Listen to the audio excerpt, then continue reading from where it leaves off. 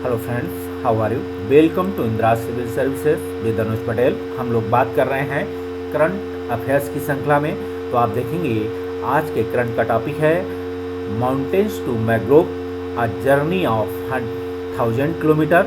तो आप इसे देखेंगे कि इस आधार पे क्या रिपोर्ट्स है, क्या कह रही है। तो मैग्रोव्स के बारे में आपको कि मैग्रोव्स क्यों उपयोगी है, इकोलॉजी का सबसे सेंसिटिव सब्जेक्ट है ये कि क्या है। तो सबसे पहले अगर आप क्या है करंट अफेयर्स के जानने के शौकीन है, समसामयिक विषयों के बारे में जानने के शौकीन है, तब भी आप इस वीडियो को देख सकते हैं। साथ ही आप देखेंगे क्या यूपीएससी एंड सीएससी 2021 के अगर आप दे रहे हैं एग्जाम, साथ ही और ये श्रृंखला प्री कम मेंस के हिसाब से है, याद रखिएगा, ठीक है।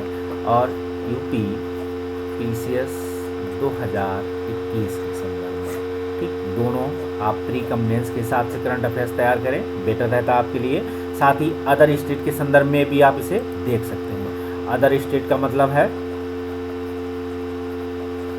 कि जेपीएससी, यूके, उत्तराखंड पीसीएस या वनडे एग्जाम की श्रृंखलाओं में भी आप देख सकते हैं, वहाँ भी मैग्रोव से पूछा ही जाएगा, ठीक है। क्या है आपसे हो सकता है पूछा जाए ये जर्नी ऑफ 1000 किलोमीटर क्या है। तो माउंट्स टू मैग्रोव की रिपोर्ट्स है। और मैग्रोव्स क्या है, एक फॉरेस्ट है, एक आप देखेंगे चर्चा में क्यों है। तो mounts to mangroves, a journey of 1000 kilometre नामक एक क्या है वेबिनार आयोजित किया गया है। आप देख सकते हैं इसे। इसके बिंदु के संदर्भ में अगर कुछ पॉइंट हैं देख सकेंगे। भारत सरकार के कौन पर्यटन मंत्रालय ने देखो अपना देश की एक वेबिनार श्रृंखला जारी की है। आप जाते होंगे वेब सीरीज़ देखते होंगे, ठीक है, बहुत सारी वेब सीरीज आती हैं, आपकी पसंद के आधार पे वेब सीरीज देखते हैं। उसी आधार पे आप क्या है पर्यटन मंत्रालय के अंतर्गत आप देखेंगे क्या है mountains to mangroves, a journey of 1000 kilometre नामक एक रिपोर्ट जो है किसने, टूरिस्ट मिनिस्ट्री ने देखो अपना देश की एक वेबिनार श्रृंखला है या वेबिनार सीरीज के अंतर्गत जारी की है। इसी सीरीज का नाम रखा गया है mountains to mangroves, a journey of 1000 kilometre.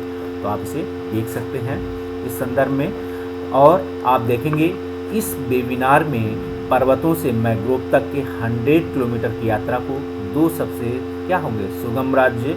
तो आप देखेंगे सबसे पहले मैग्रोव वन आप जानने की कोशिश करें कि मैग्रोव वन भारत में कहाँ कहाँ पाए जाते हैं, किन किन राज्यों में पाए जाते हैं, किन किन राज्यों में सबसे ज़्यादा है, तो कम से कम उनकी एरिया को देख सकते हैं, ठीक है। किन राज्यों में घटा है, बढ़ा है, ये भी पीटी के या प्रीलिम्स में ये क्वेश्चन पूछे जाते हैं। आप देखेंगे पश्चिम बंगाल और सिक्किम पर केंद्रित है ये वीडियो, ठीक है। खासकर वेबिनार जो सीरीज है उल्लेखनीय है कि ये दोनों राज्य क्या है पर्यटन की एक विस्तृत श्रृंखला पेश करते हैं।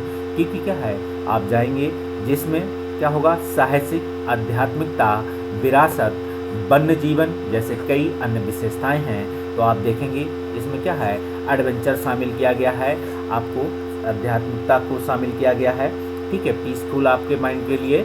आप विरासत आपने क्या अभी तक हासिल किया है, और आप देखेंगे वन्य जीवन के, तो इन्हीं पॉइंट को इसमें शामिल किया गया है। आप देखेंगे ये क्या है इनक्रेडिबल इंडिया या इनक्रेडिबल टूरिज्म है, ये अद्भुत यात्रा है। हिमालय पर्वत श्रेणी के सिक्किम से शुरू होकर पहाड़ों की रानी दार्जिलिंग, आप याद रखना पहाड़ों की रानी का भी क्वेश्चन पूछा जाए कौन है, तो दार्जिलिंग की चाय आप देखेंगे बर्ड की फेमस चाय है, आप देख सकते हैं। दक्षिण के तटीय क्षेत्रों में जाएंगे आपको यहाँ भी क्या मिलेगा, क्षेत्र में स्थित गंगा के मैदानों से विश्व के सबसे बड़े डेल्टा सुंदरबन में पूरी हुई है। तो आप देखेंगे जो सुंदरबन है वो एक मैग्रोव्स वन ही है, आप याद रखिएगा। और आप इसमें जाएंगे तो क्या है कि रानी दार्जिलिंग होते हुए दक्षिण के तटीय क्षेत्रों में जाएंगे। अब दक्षिण में तटीय क्षेत्र कौन है स्थित, तो आप जाएंगे तो गंगा के, क्योंकि आप दार्जिलिंग के दक्षिण में आएंगे तो क्या पड़ेगा आप याद रखना। अब इसके साथ ही आप गंगा के मैदानों से विश्व के सबसे बड़े डेल्टा, तो विश्व का सबसे बड़ा डेल्टा कहाँ है, सुंदरबन। तो ये भी याद रखें, पीटी में क्वेश्चन पूछा जाता है। आप देख सकते हैं आध्यात्मिकता के संदर्भ में बात हो रही है, अद्भुत परिदृश्य के संदर्भ में बात हो रही है। तो जहाँ आप देख सकते हैं क्या होगा चाय बागान होंगे, ट्रैकिंग ट्रेल्स होंगे, और यूनेस्को विश्व धरोहर की स्थलों में दार्जिलिंग हिमालय रेलवे, सुंदरबन जो नेशनल पार्क है, पश्चिम बंगाल की विरासत एवं औपनिवेशिक समृद्ध वास्तुशिल्प के खजाने से होकर ये यात्रा संपन्न हुई। तो आप देख सकते हैं कि आध्यात्मिकता भी है, इसके साथ ही आप किसी क्या है अद्भुत परिदृश्य आपको दिखाई पड़ेंगे। आप जाएंगे, चाय बागानों से होते हुए जाएंगे, ट्रैकिंग ट्रेल्स करेंगे और क्या करेंगे, यूनेस्को विश्व धरोहर स्थल की दार्जिलिंग हिमालय जो है, दार्जिलिंग हिमालय रेलवे जो क्या है यूनेस्को में शामिल है, याद रहे हेरिटेज है। और सुंदर नेशनल जो पार्क है, सुंदरबन नेशनल पार्क, ये भी हेरिटेज का है।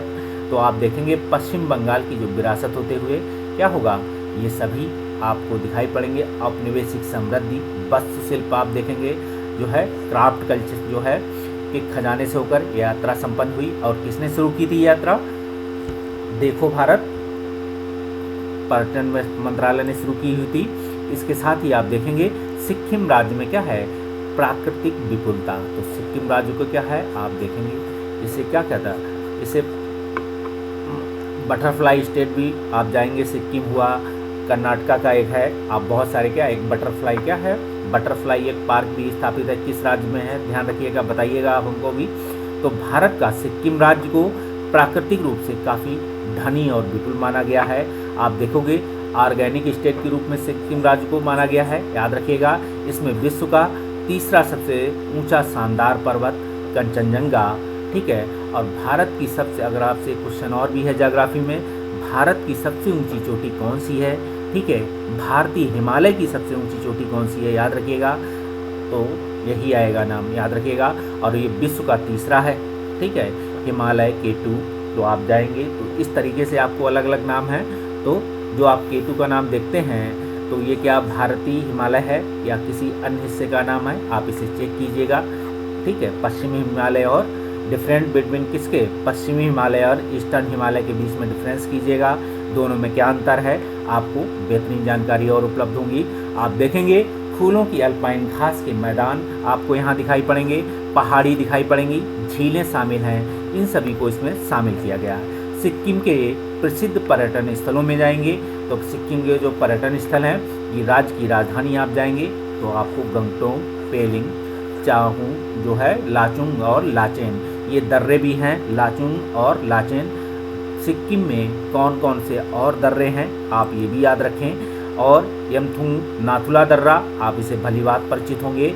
और क्या है, गुरुंडुंग मार झील, तो इस झील को भी आप याद रखें क्योंकि करंट आपसे पॉइंट ऑफ व्यू से हो सकता है आपसे लगा ये झील, क्योंकि बहुत सारे ऐसे ट्रेडिशनल पॉइंट के क्वेश्चन जो करंट अफेयर्स में चर्चा के विषय रहते हैं वो क्या रहते हैं, एग्जाम पॉइंट ऑफ व्यू से महत्वपूर्ण हो जाते हैं। और जो भी आपका एग्जामिनर पेपर सेटर होते हैं वो इस चीज़ का ध्यान रखते हैं कि वर्तमान में क्या क्या घटनाएं ऐसी घटी हैं जो ज्योग्राफी हो, चाहे हिस्ट्री हो, आर्ट एंड कल्चर हो, कुछ ऐसे डिस्कवर्स हुए हैं, तो क्या है इन चीज़ों को भी वो एग्जाम में रखती है, पूछती है। आप देख सकते हैं चाहे वो UPSC CSC हो, खासकर UPSC CSC इस चीज़ को बेहतरीन तरीके से एप्लीकेशन आपके सामने रखता है। UPPCS भी पूछता है लेकिन कम ऐसा कम होता है कि, तो देखेंगे गुरुडोंग मार झील जो है कहाँ पाई जाती है, सिक्किम में है। आप ये भी देखेंगे कि गौरतलब है कि विदेशियों को सिक्किम जाने के लिए पहले इनर लाइन के रूप में, परमिट के रूप में, प्रतिबंधित क्षेत्र परमिट अपील लेना जरूरी होता था। आप देखेंगे सिक्किम में जाने के लिए पहले इन्हें क्या लेती, एक इनर लाइन परमिट लेनी होती थी, क्योंकि क्या है ऐसा एक जोखिम युक्त एरिया है जो, और क्या है सेंसिटिव भी है, क्योंकि क्या है पाकिस्तान चाइना की नज़र रहती है। कोई भी विदेशी आता है तो उसे किस यात्रा के लिए क्या पर्पज है ये भी है, ट्रैकिंग के लिए जा रहा है, कुछ और काम करने के लिए जा रहा है, क्योंकि चाइना लगातार क्या करता है, सिक्किम पर अपना दबाव लगाता है, सिक्किम हमारे हिस्सा है। इस तरीके से इनको भी भारत सरकार अपने मंत्रालय के अंतर्गत इन चीज़ों का भी ध्यान रखती है। आप जाएंगे पश्चिम बंगाल में पर्यटन के संदर्भ में, तो आप जाएंगे पश्चिम बंगाल में, आप जाएंगे तो कहाँ होगा, इसका इतिहास अगर आप जाएंगे तो समृद्ध है, अद्भुत है, परिदृश्य आप जाएंगे, विरासत वास्तुकला आप दिखाएंगे, ठीक है, आर्ट एंड कल्चर आप जाएंगे, हिस्टोरिकल में जाएंगे, आप देख सकते हैं यहाँ की कला को देख सकते हैं, शिल्प को देख सकते हैं, जीवंत लोक उत्सव देख सकते हैं, संगीत थिएटर आप देखेंगे, पारंपरिक उत्सव कहेंगे, और स्वादिष्ट खान पान, और क्या कहा जाता है आदि की प्रचुरता है। इन सभी को मिलाकर भी जो भारत कहते हैं, भारत सोने की चिड़िया है, ये सभी सोने की चिड़िया में शामिल होते हैं, क्योंकि बंगाल समृद्ध इन्हीं सब चीज़ों से था। पहले भी जब बंगाल पे क्या था, औपनिवेशिक शासन नहीं हुआ करता था, उससे पहले बंगाल इसके लिए भी क्या कहा जाता था कि ये भरपूर रूप से क्या है, ये सभी जो है सोने की चिड़िया, क्योंकि बहुत अच्छा ट्रेड था यहाँ का, क्योंकि बंगाल रीजन में बंगाल की खाड़ी मिली हुई थी, ठीक है, व्याप बंगाल से ट्रेड अच्छा होता था। इन्हीं सब कारणों से भी क्या था, इन सभी जो समृद्ध इतिहास, अद्भुत परिदृश्य आपको दिखाई पड़ेगा, विरासत, वास्तुकला दिखाई पड़ेगी, कला शिल्प दिखाई पड़ेंगे, ये सभी ट्रेडिंग का हिस्सा थे और इसी ट्रेडिंग के आधार पर ये क्या है, खूब समृद्ध और फले फूले। तो आप देखेंगे इस राज्य में आकर्षक स्थलों की सूची अंतहीन मंतव खत्म नहीं होगी, आप घूमते रह जाएंगे भूल भुलैया की तरह। इसमें कुछ स्थानों के नाम इस प्रकार आप देखेंगे क्या होगा, दार्जिलिंग हिमालय रेलवे यूनेस्को की विश्व विरासत की सूची में शामिल है। अब बात आई यूनेस्को की, तो यूनेस्को में दार्जिलिंग हिमालय रेलवे के अलावा ऐसे कौन कौन से जो हेरिटेज हैं जो भारत के शामिल हैं, और आप देख सकते हैं कि सरकार किन किन को हेरिटेज में शामिल करने के लिए लिस्ट जारी करती है, या आप देखेंगे क्या क्या आधार हैं कि यूनेस्को इन आधारों पर कि क्या करेगी कि किन को विश्व विरासत स्थल के रूप में घोषित करती है। ये भी आप फीचर है, क्योंकि यूपीएससी इन सभी पॉइंट्स को लेकर क्वेश्चन पूछती है। आप जाएंगे कलिम्पोंग, दुआर्स और क्या है, जल्दापारा, मालदा, विष्णुपुर, शांति निकेतन और Kolkata city of Joy, Sundarban UNESCO विश्व विरासत के स्थल में। और आप जाएंगे दीघा समुद्र तट, तो दीघा समुद्र तट कहाँ है, देख सकते हैं क्या विशेषता है इसके संदर्भ में। इन सभी पॉइंट में अलग अलग जाके आप देख सकते हैं, कोलकाता सिटी ऑफ जॉय को देख सकते हैं, सुंदरबन को देख सकते हैं। सुंदरबन में जो वन पाए जाते हैं, उन वनों में जो पेड़ हैं, उन पेड़ों को क्या कहते हैं, ये भी आपके पीटी पॉइंट ऑफ व्यू से क्वेश्चन बनते हैं। उनको जो जड़ें हैं वो क्या है, पानी में आप तैरते हुए वन दिखाई पड़ते हैं, वो क्यों हो जो है इकोलॉजी के लिए अच्छे हैं, क्यों वहाँ के क्या है वातावरण के लिए अच्छे हैं, कौन कौन आधार हैं, कौन सा वो जिससे सुंदर वन कहते हैं, सुंदर वन क्योंकि उस वन में जो पेड़ पाए जाते हैं उन पेड़ों का नाम क्या है। अगर इन चीज़ों को आप क्या है अपनी एग्जामिनेशन पॉइंट ऑफ व्यू से तैयार करेंगे तो आपको हेल्पफुल रहेंगे। आप आगे देख सकते हैं सुंदरबन के संदर्भ में, सुंदरबन गंगा ब्रह्मपुत्र डेल्टा में स्थित है, ये भी आपको पता होना चाहिए, पूछा जाता है।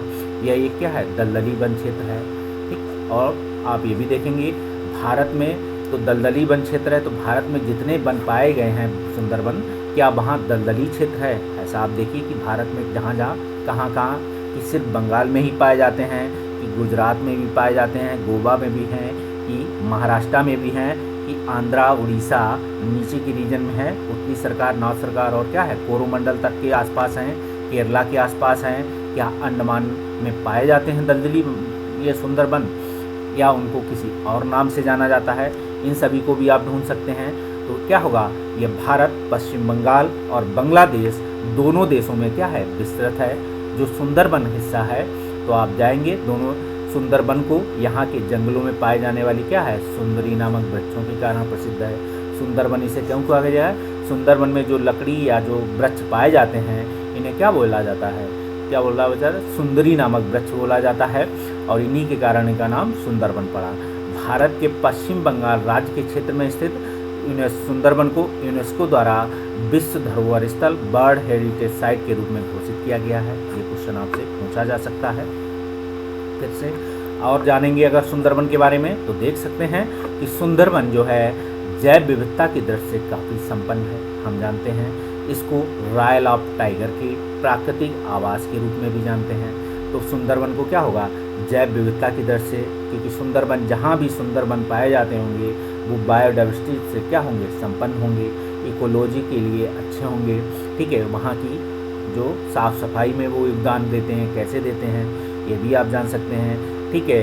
पानी को साफ़ करते हैं, कैसे साफ़ करते हैं ये सभी आप देख सकते हैं। इसको रॉयल बंगाल ऑफ टाइगर के प्राकृतिक आवास के रूप में भी जानते हैं। इसके अलावा एशियाई छोटे पंख वाले क्या है, एशियाई क्या छोटे पंख वाले, तो आप क्या होंगे उदबिलाव। तो उदबिलाव में अभी आपने सुना होगा उदबिलाव में क्या पंख भी होते हैं, उड़ते हैं हवा में, तो आप ध्यान दे सकते हैं ऊदबिलाव तो वैसे चलते हैं, लेकिन इस एरिया में जो पाए जाते हैं जो ऊदबिलाव, उसमें क्या छोटे पंख वाले ऊदबिलाव हैं, गंगा की डॉल्फिन है, क्या है भूरे और दलदली नेवले हैं, ठीक है, जंगली रीसस बंदर हैं। ये महत्वपूर्ण जीव पाए जाते हैं। यही क्वेश्चन यूपीएससी और यूपीपीसीएस भी पूछते हैं।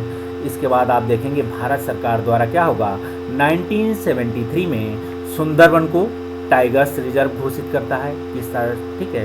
सबसे पहले सुंदरबन को टाइगर रिजर्व घोषित करेगा किसने किया, भारत सरकार द्वारा। तथा 1984 में सुंदरबन राष्ट्रीय उद्यान बनाया गया। ठीक, इस तरीके से आप इसे देख सकते हैं। इस तरीके से हमने देखा इस करंट अफेयर्स की श्रृंखला की इस सीरीज में।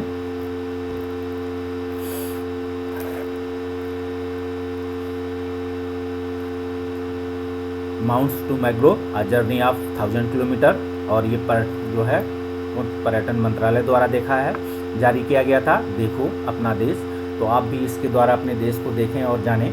मिलते हैं अगले वीडियो में, तब तक के लिए बाय बाय। आई होप आपको हमारा पढ़ाया हुआ अच्छा लगा होगा। Please like and subscribe. Indraj civil services, भाई अनुज पटेल सर। मिलते हैं, ओके।